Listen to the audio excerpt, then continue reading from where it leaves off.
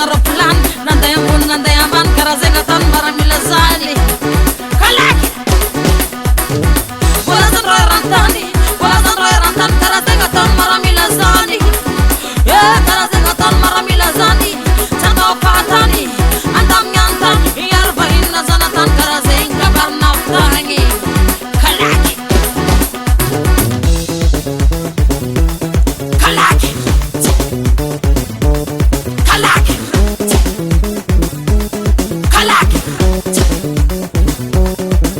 maramila tsy miamitra mpamandroso wishe maramila tsy matao masomena rehefa mitena ho tejerena wishe rehefa mitena ho tekena wishe gabarina kahinavitagny gabarina kahinavitagny zanandeny tety vazantany zanandeny tety vazantany misy nambara teo zay miaramila zegny zay tokotry maro zay raha respecten'olo agnano miaramila izy volagnitsefy zay fa nareo lehilahy lavalava fagnefa io dia efa magnamboaramboara sandra mandeha amin'ny coiffeur tsenika zay vao mipody fa nareo fa tsy ho tafiditra e magnaraka an'izay olo miaramila zay tsara miaramila zay tokotry mba mahahira-pirenena eto zany tena anay mampahery anareo mba hagnaja andreo olo maventy izay tsara anareo ny fitsarana miaramila dia atao satria ilainareo izy io raha hiatrika fa fifaninanana fanadinam-panjakana anareo nagnano concours dia olo vita tsara miaramila fa afaka mandray anjara amin'ny fitsara amin'ny fanaovana fanadinam-panjakana zay andeha ivelany koa anareo andeha à l'extérieur agny amin'ny fikarakarana dossier amin'ny fandehanana à l'extérieur dia mbola ilaina koa hoe olo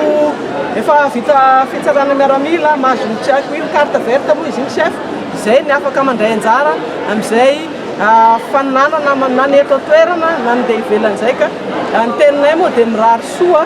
anareo havita ny fiofagnana zay ampanaovin'reto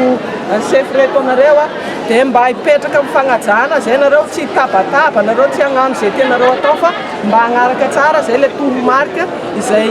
apetrany mandritra ny fitsarana zay atao manomboka any any moa zany le fitsarana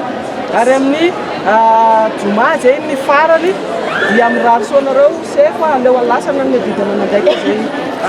taterahanareo eto dia bon courage koa nareo zay tsara zay no lava zay ny fohy fa miambarako zay fa misokatra amin'ny fomba ofisialy ny fitsarana miaramila zay atao eto amin'ny préfecture de police Molobe androany 10 septembre 2024 misaotra tokolahy makasika taty